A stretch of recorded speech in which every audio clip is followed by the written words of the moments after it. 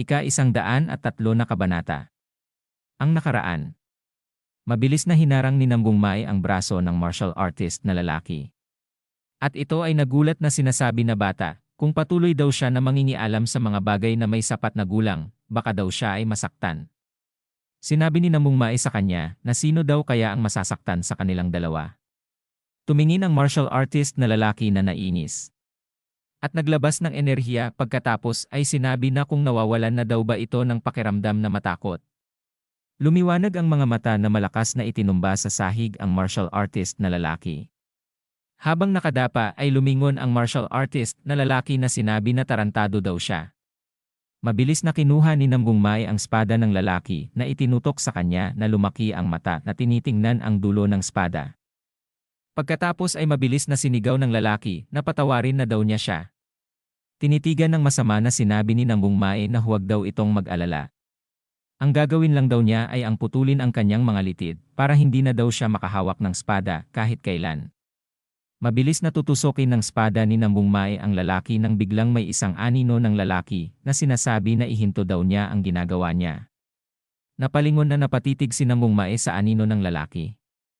Sinabi ng lalaki na ang pangalan ay Jang Hojon na naisipan daw niya kanina na pumasok, ngunit mas pinili daw niya na mag-obserba muna habang siya daw ay nireresolba ito ng maayos.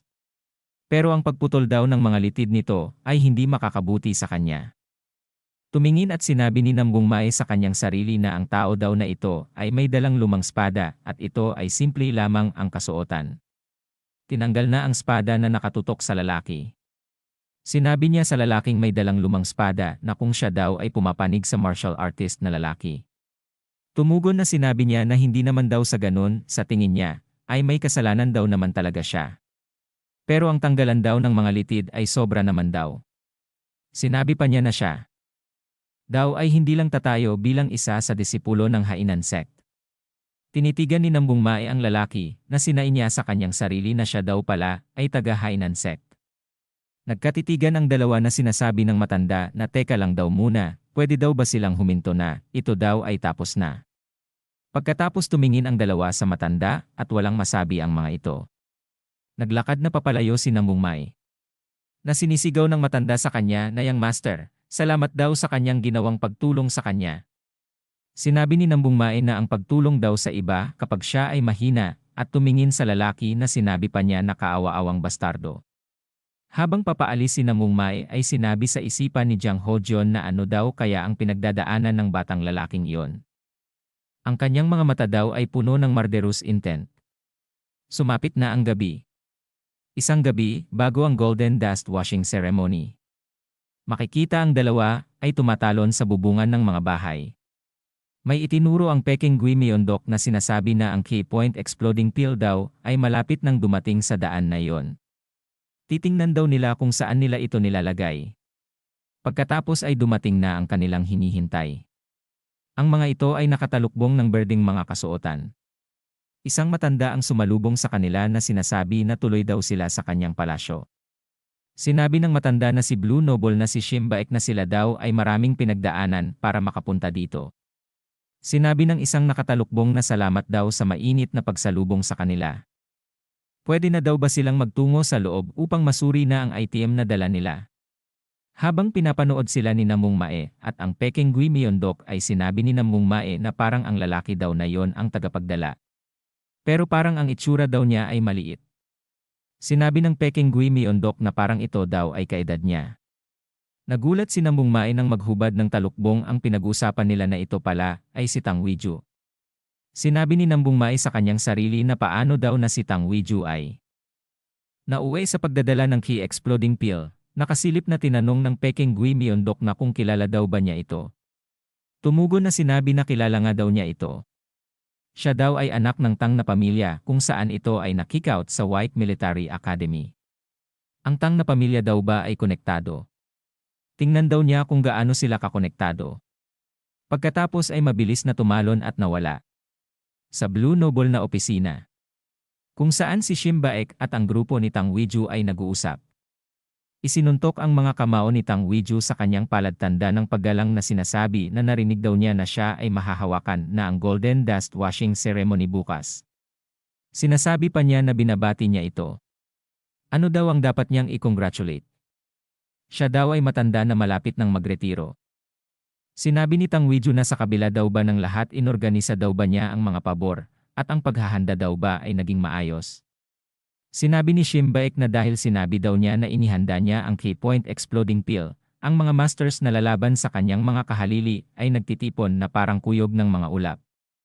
Ito daw ay maraming salamat sa Tang Clan. Tumugon na sinabi ni Tang Weiju na ito daw ay isang maliit na tulong lamang. Ang lahat daw na ito ay dahil sa Blue Noble para sa pamumuhay ng marangal. Ang nakapikit na mga mata ay maliit na iminulat na sinabi na ngayon daw ay pumasok na sila. Itinaas ang mga kamay na sinigaw pa niya na magpakasaya daw sila ngayong gabi ayon sa nilalaman ng kanilang puso. Makikita ang gulong ng kariton na pinapasok na nila ang dinala ni Tang Weiju. Habang sinabi nila na Mungmai at Peking Gui Myeondok na yon daw ang lugar kung saan nila inilalagay ang Key-Point Exploding Pill. Nalaman na daw nila ang lokasyon, kung kaya ay umalis na daw sila.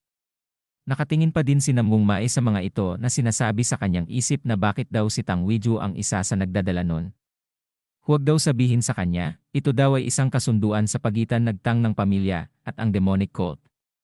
Sinabi ng Peking Gui Myeondok na sinabi daw niya kanina sa kanya na kilala daw niya ang bata kanina, tama daw ba? Close daw ba sila? Tumugon na sinabi ni Mungmai na ito ay isang lumang masamang relasyon. Ginawa daw ba ng Tang na pamilya na makipagsanib sa mga demonic cult? Ito daw ay kailangan pa niyang konpermahin kay Black Osmanthus, pero sa tingin daw niya ay may mataas na posibilidad. Ang Key-Point Exploding Pill daw ang kanilang prioridad, kung kaya naman ay focus muna sila dyan. Sinabi sa kanyang isip ni Mungmai na si Tang Weiju daw ay hinaharangan na naman siya sa kanyang dinaraanan. Sumapit na ang araw na pagdaraos ng Golden Dust Ceremony. Sa looban ng palasyo ay may nagsasabi na kung siya daw ba si Diong Mujon ng Windstorm sa bahay panuluyan. Sumagot naman na siya daw pala yan Gok Hogwang. Yang master ng Chilso, matagal-tagal na rin daw silang hindi nagkita. Sinabi ng taong ito na ang lahat daw na greatest heroes of the world ay nagtipon dito. Pagkatapos ay nagtakip ng muka na gamit niyang pamaypay na sinabi sa kanyang isip na ang mga tao din daw ba na ito ay pinangakuan na tatanggap din ng elixir. Sinabi naman ng isang ito na ang mga kabataan ay marami pa daw namang pagkakataon. Sila daw talaga ay matatakaw. Nakangiting sinabi sa kanyang isip ng isang ito na wala daw siyang nakikitang master na maaaring makagambala sa Golden Dust Washing Ceremony. Naglalakad na sinasabi ni Mungmai sa kanyang sarili na ang mga tao daw na nagtipon dito ay may posibilidad na maging kalaban niya. Tumingin sa malayo na sinabi pa niya na para isipin na susubukan nilang ipagtanggol ang isang tiwaling tao para sa sarili nilang interes. Matatawag pa daw ba sila talagang isang orthodox sect?